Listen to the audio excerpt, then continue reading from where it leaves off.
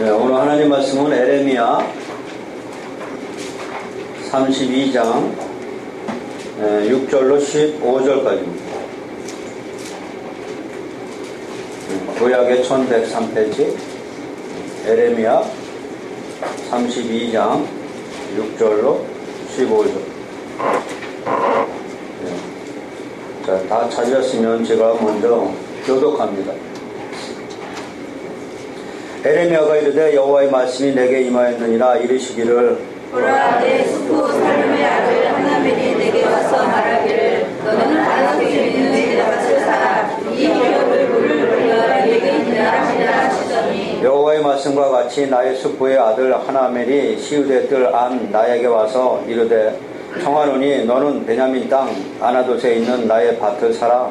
기업의 상속권이 내게 있고 물을 권리가 내게 있으니 너를 위하여 사라 하는지라. 내가 이것이 여호와의 말씀인 줄 알았으므로 내 숙부의 아들 하나멜이 아나돗에 있는 밭을 사는데 돈 17세겔을 달아주되 증서를 써서 봉인하고 주민을 세우고 운을 저울에 달아주고 법과 규례대로 인하고 인하지 아니하는 것을 내가 가져고 나의 숙부의 아들 하나멜과 매매 증서의 인친 증인 앞과 시우대 뜰에 앉아있는 유다 모든 사람 앞에서 그 매매 증서를 마세아의 손자 네리아의 아들 바룩에게 붙이며 그들의 앞에서 바룩에게 명령하여 이르되 만군의 여호와 이스라엘의 하나님께서 이와 같이 말씀하시기를 너는 이 증서 곧 봉인하고 봉인하지 않은 매매 증서를 가지고 토기에 담아 오랫동안 보존하게 하라. 만군의 여호와 이스라엘의 하나님께서 이와 같이 말씀하시니라. 사람이 이 땅에서 집과 밭과 포도를 다시 사게 되리라 하셨다 하니라. 아멘. 예, 안녕하세요. 요새 감기가 많이 심하죠? 감기 걸려서 오늘 안 오신 분도 있거든요. 감기 안 걸리는 방법이 뭐예요? 가습기예요, 가습기. 감기는 건조한 가운데서 감기 그 세균이 발생해요. 그래서 건조한 데서는 틀림없이 감기 걸리게 돼 있거든요. 저는 거의 감기 거의 10년 거의 안 걸려요. 20년 정도 돼야 뭐 한두 번. 저는 24시간 가습기 켜고 있거든요. 그냥 가습기가 아니고 그냥 자연 발생하는 가습기 켰는데 그 이유가 습기가 많기 때문에 감기가 안 걸리는 걸로 알고 있어요. 그래서 저도 항상 이거 켜고 있어요. 아셨죠? 정말로 한번 해보세요. 가습기 없으시면 저기 물 떠다 놓고 휴지 이렇게 담궈 놓으면 돼요.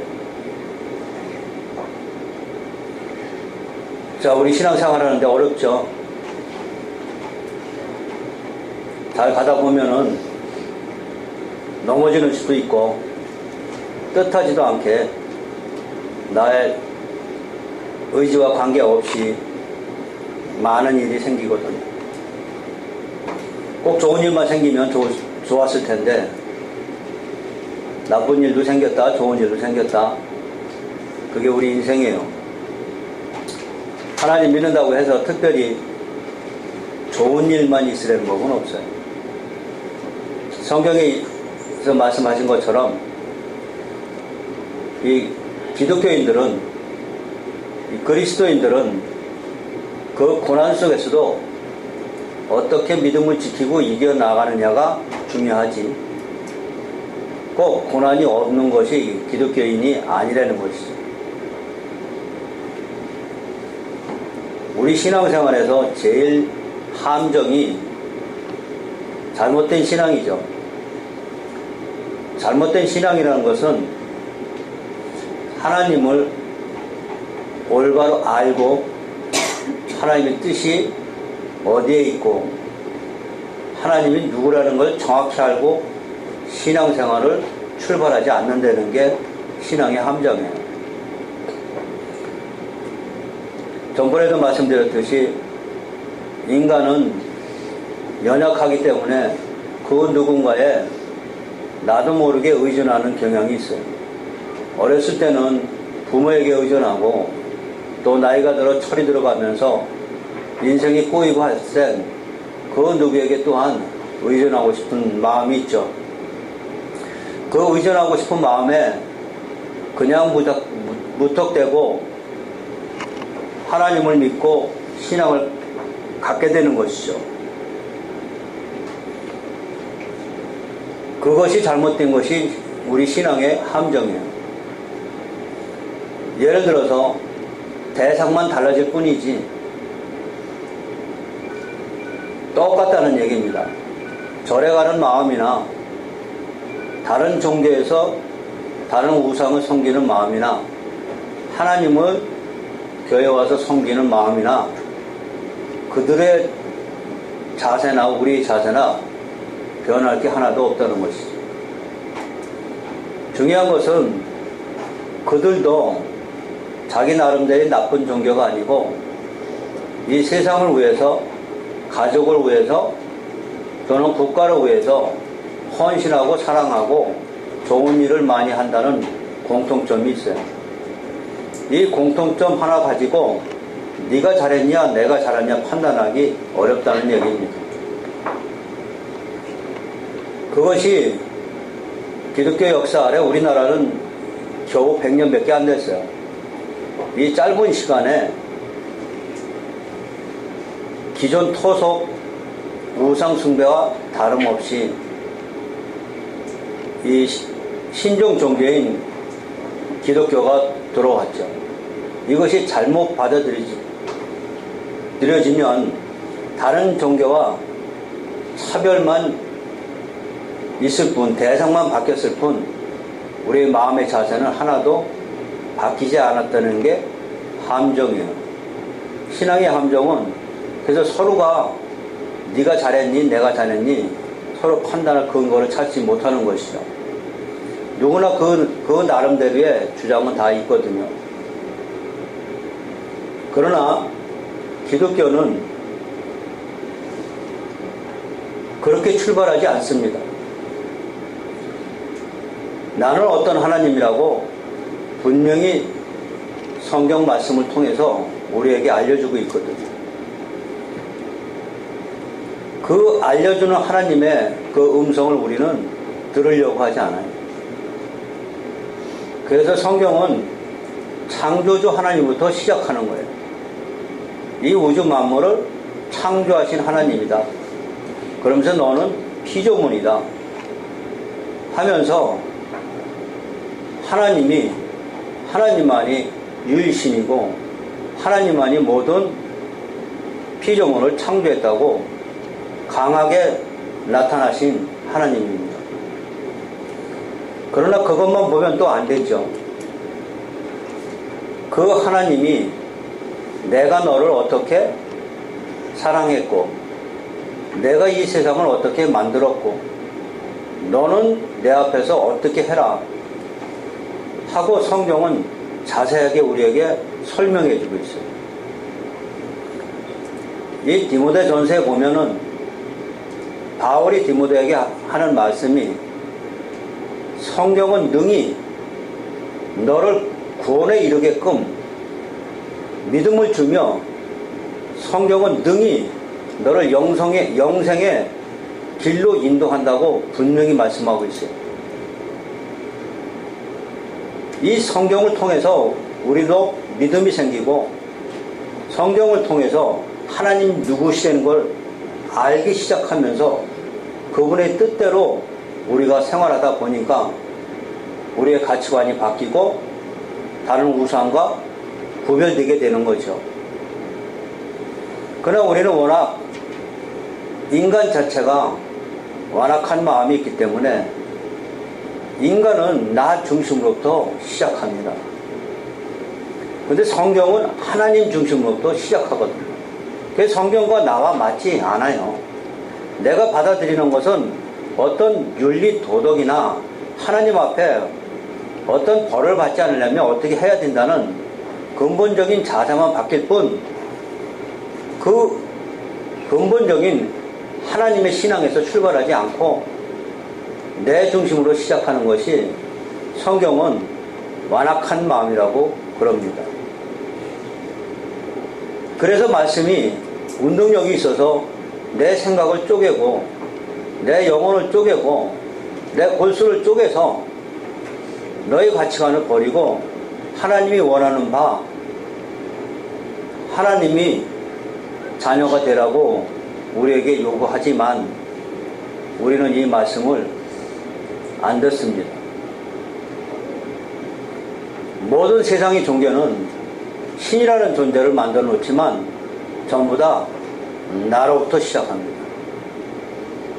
불교도 나로부터 시작해서 이 우주 만물이 나로부터 생겨났고 내가 죽으면 무상이라고 아무것도 없는 거예요. 그렇기 때문에 내가 있어야 우주가 있고 내가 있음으로써 모든 것이 다 이루어진다고 그런 이론에서 출발합니다. 그러나 기독교는 그 반대입니다. 나로부터 시작하는 게 아니고 하나님으로부터 난 자이라는 것이 그것이 인식되면서 하나님과의 관계가 성립이 됩니다. 이스라엘 백성도 역시 하나님이 창세기서부터 너희 조상 아브라함과 이삭과 야곱에게 너는 내 백성이라고 지정해놓고 택했고 그들을 광야로 인도했고 그들을 가나안 땅까지 인도하는 그 과정에서 그들은 하나님이 누구인지를 몰랐습니다. 결국 하나님이 누구인지를 모르는 그들은 광야에서 다 죽었습니다. 우리 믿음 자체도 하나님이 누구시라는 것을 모르면 믿음 자체가 안 생깁니다.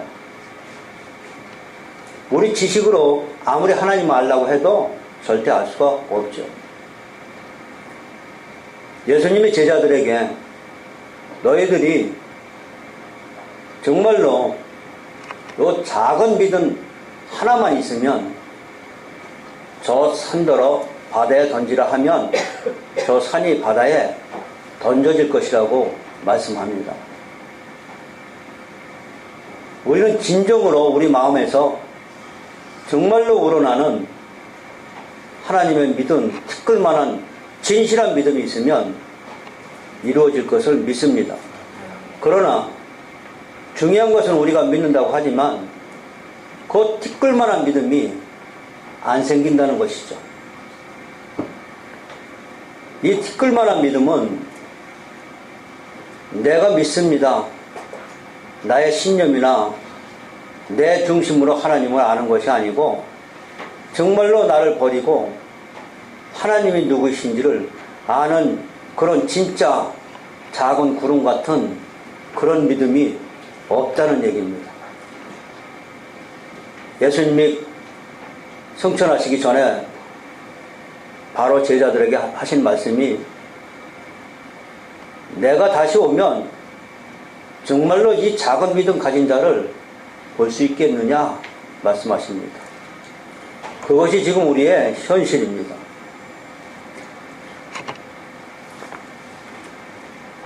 보통 기독교의 목사님들의 교회에서 설교하는 내용이 하나님이 어떤 분이시고 정확히 신앙에 어디서부터 출발해야 하는 그것은 제쳐놓고 하나님이란 신은 다 안다고 착각하고 신앙생활을 하고 있다는 게 제가 함정이라고 했습니다. 하나님 모르는 사람 세상에 어디 있냐는 것이죠. 예수님 모르는 사람 이 세상에 어디 있냐는 것이죠.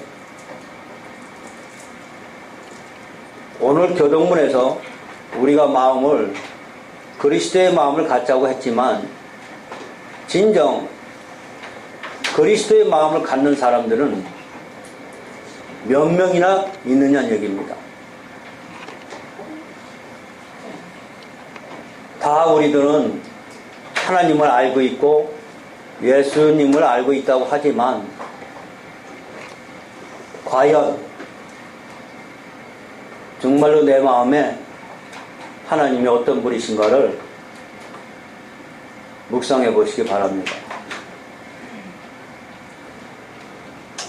오늘 본문 역시 하나님은 어떤 분이냐는 것을 우리에게 말씀하고 있어요. 우리가 왜 이렇게 신앙이 발전 안 되고 성숙되지 않느냐? 우리는 하나님을 다 알고 있고 하나님께 하나님의 자녀로서 어떻게 해야만이 하나님이 기쁘게 되실까 하고 우리 초점이 성화나 영성에 맞춰져 있습니다. 하나님이 기뻐하시는 것은 우리가 성화하고 영성이 아니에요. 그보다 더 중요한 것이 네가 진심으로 하나님을 알고 있느냐는 것입니다. 그래서 성경을 우리에게 주어졌고 성경을 통해서 하나님이 과연 이런 분이었구나 하고 우리가 그분 앞에 무릎 꿇을 때 우리는 그분의 자녀가 되는 것이지, 내가 하나님을 정해놓고 내가 하나님을 기쁘게 하려면 어떻게 해야 된다고 성화 영성만 거의 90% 지금 하고 있어요. 우리 신학으로는 은혜가 무엇이고 율법이 무엇인 것을 신학교에서 배웠습니다. 이 율법은 우리가 하나님께 기쁘게 하는 어떤 지키는 거, 행위를 얘기합니다. 그러나 율법보다 먼저 중요한 것이 하나님이 우리에게 어떻게 해주신 은혜라는 것을 여러분 믿으시기 바랍니다. 이 빛을 받아야, 은혜를 알아야만이 우리는 하나님을 볼 수 있습니다. 오늘 본문도 역시 하나님은 어떤 분이냐는 것을 구약에서 에레미야를 통해서 나타나고 있는 장면입니다. 자, 이제 오늘 본문 봅니다. 6절 봅니다. 에레미야가 이르되 여호와의 말씀이 내게 임하였느니라. 이르시기를 보라, 내 숙부 살롬의 아들 하나멜이 내게 와서 말하기를 너는 아나돗에 있는 내 밭을 사라. 이 기업을 물을 권리가 내게 있느니라 하리라 하시더니. 자, 에레미야는 지금 이스라엘 백성들이 하나님을 믿고 있지만 그들은 하나님 뜻이 무엇인지 몰랐고 하나님을 알지 못했어요. 이름만 무성할 뿐 예루살렘 성전을 어마하게 근사하게 져놓고 거기서 예배 드리고 찬양하고 하나님을 섬긴다고 자랑하고 있었습니다. 그러나 하나님은 에레미야를 통해서 아니다라고 설명하고 있어요. 우리가 지금 여기서 설명한 것처럼 너희들이 하나님을 안다고 하지만 그건 너희들이 만들어낸 하나님이고 정말로 말씀 안에서 나를 알고 있느냐고 하면서 에레미야를 통해서 이제는 다 썩었다.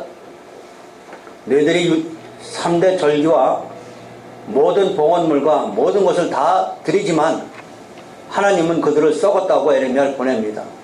그러면서 에레미야한테 이들이 70년간 남의 나라 바벨론 포로에 바벨론 나라에 끌려갈 것을 설명합니다. 바벨론 포로 끌려가지만 내가 내 약속을 지키기 위해서 남은 자를 꼭 돌아오게 했다는 약속입니다. 그러나 그들은 믿지 않았습니다.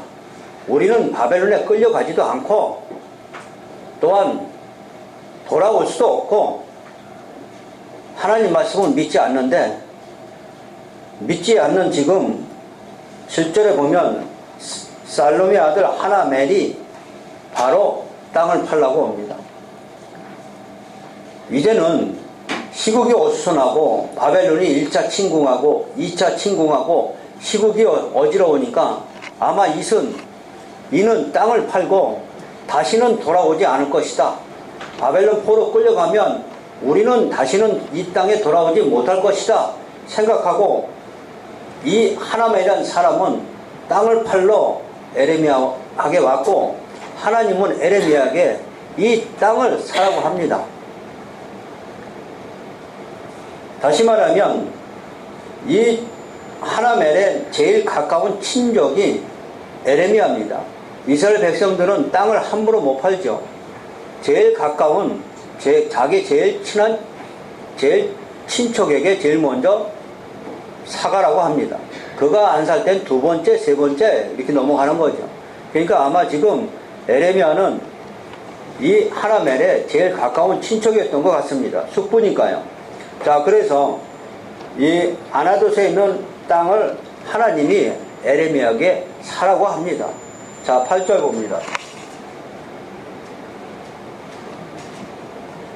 여호와의 말씀과 같이 나의 숙부 아들 하나멜이 시우대 뜰 안나에게 와서 이르되 청하노니 너는 베냐민 땅 아나돗에 있는 나의 밭을 사라. 기업의 상속권이 내게 있고 물을 권리가 내게 있으니 너를 위하여 사라 하는지라. 내가 이것이 여호와의 말씀인 줄 알았으므로, 중요한 단어입니다. 내가 이것이 여호와의 말씀인 줄 알았다고 합니다. 아나돗이 에레미야의 고향입니다. 근데 하나님은 에레미야에게 네 숙부 아들 하나멜이 땅을 팔러 오면 너는 그 땅을 사러 두라는 것이죠. 다시 말하면 너희들이 70년 바벨론 포로 끌려가지만 내가 다시 이 땅으로 다시 돌아오게 하겠다는 말씀을 믿은 자가 에레미야고, 이 땅으로 절대 우리는 돌아오지 못한다 하고 땅을 판 자가 하나멜입니다. 결국에는 이 땅을 사가지고 9절 보면 내 숙부의 아들 하나멜이 아나돗에 있는 밭을 사는데 은 17세겔을 달아주되 정서를 써서 봉인하고 정인을 세우고 은을 저울에 달아주고 법과 규례대로 봉인하고 그럽니다. 이 무슨 중요한 말씀인데, 이 땅이 얼마나 중요하기 때문에 법과 규례대로 봉인하고 정서를 내가 가지고, 또 12절 보니까 나의 숙부의 아들 하나멜과 매매 증세인 인친 증인 앞과 시위대 뜰에 앉아있는 유다 모든 사람 앞에서 그 매매 증서를 마세라의 손자 네리아의 아들 바룩에게 붙이며 그들의 앞에서 바룩에게 명령하여 이르되 만군의 여호와 이스라엘 하나님께 이와 같이 말씀하시기를 너는 이 증서 곧 봉인하고 봉인하지 않은 매매 증서를 가지고 토기에 담아 오랫동안 보존하게 하라. 자, 이스라엘 백성들은 땅을 살 때 항상 매매가 있었죠. 우리도 지금 계약서를 서로 상대방이 갖고 있지만 이걸 사가지고 항아리에다 넣어가지고 밭에다가 묻어두라는 겁니다. 없어지지 않게. 그리고선 그냥 봉인하지 않고 법과 규례대로 많은 사람한테 증인을 세우고 그러고선 갖다가 그 땅에다 묻으라고 합니다. 이 땅이 얼마나 중요한 것이래. 지금 하나님의 에레미야가 이렇게 법과 규례를 정인까지 세워가면서 이 땅을 네가 꼭 산 증거를 남기라고 합니다. 다시 말하면 내가 말한 대로 이스라엘 백성들이 70년간 바벨론 포로 끌려가지만 틀림없이 돌아와서 너는 이 땅을 차지하게 될 것이다 라는 말씀이시죠. 맞습니다. 과연 이 말씀은, 성경의 말씀은 믿는 자가 있을 뿐 아니라 성경 말씀은, 하나님 말씀을 이 하나멜처럼 믿지 않는 자가 우리 안에도 있죠. 다시 말하면 70년간 이스라엘 백성들이 바벨론 포로 끌려가고 다시 올라오는 의미는 그들은 죄악 때문에 하나님을 잘 섬기지 못하고 잘 알지 못하고 죄악 때문에 70년간 바벨론 포로 끌려갑니다. 바로 이 70년 기간은 그들이 그 죄를 완전히 속죄했기 때문에 남은 자가 돌아온다는 얘기입니다. 남은 자도 역시 잘나서 돌아온 게 아니고 하나님이 은혜를 줘서 내가 이 땅에 다시 돌아오겠다고 하신 말씀입니다. 그 땅에 다시 돌아와서 그것이 우리 성경에 보면 에스라를 통해서, 느헤미야를 통해서 성전을 짓고 성벽을 짓고 그러면서 스룹바벨이 와서 성전을 짓는 것이 첫 번째로 올라오게 됩니다. 결국 스룹바벨을 통해서, 그 족보를 통해서 예수님이 오시게 되시는 것이죠. 다시 말하면 여기 땅의 문제가 아니고 이 땅에 다시 돌아오게 하는 목적은 내가 약속한 대로 예수님을 여자의 후손을 네 조상 아브라함, 이삭, 야곱에게 약속했기 때문에 너희들을 이 땅에 다시 돌아오게 할 것이다. 그리고 그 제약 중에서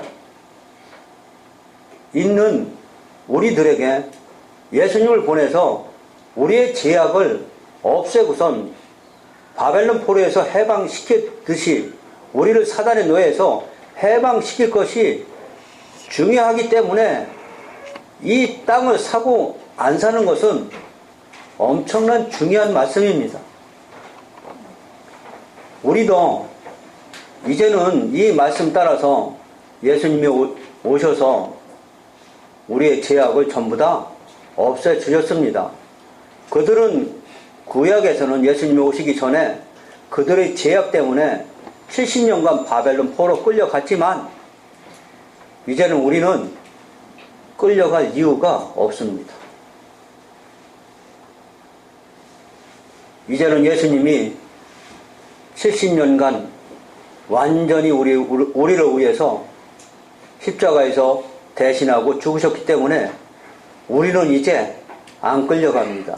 그것이 신약에 우리한테 은혜로 다가오는 것이죠.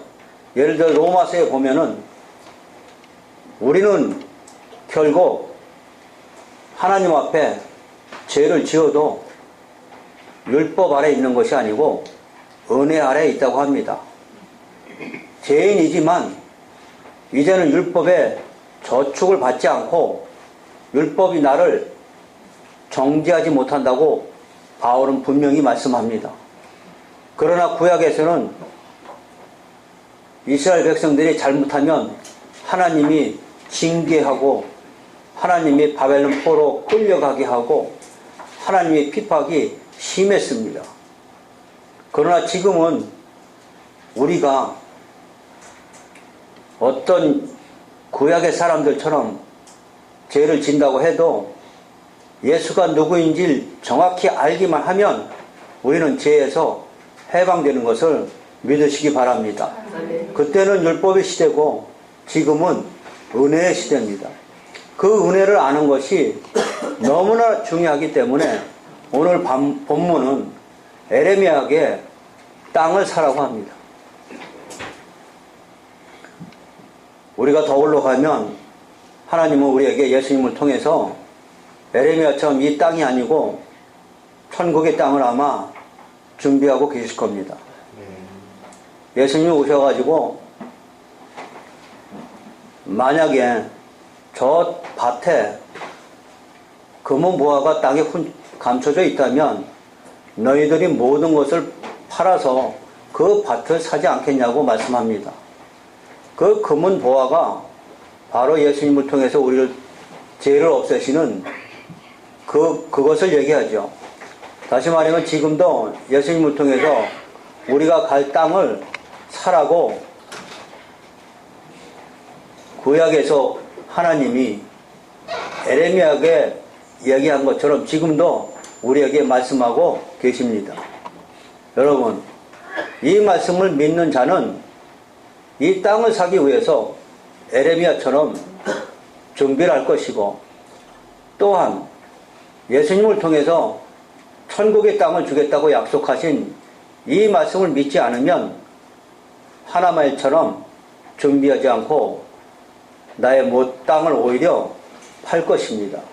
자, 우리는 이 둘 중에 정말로 어떤 것이 중요한지 심각히 생각하여 에레미야처럼 땅을 준비하시기 바랍니다. 기도합니다.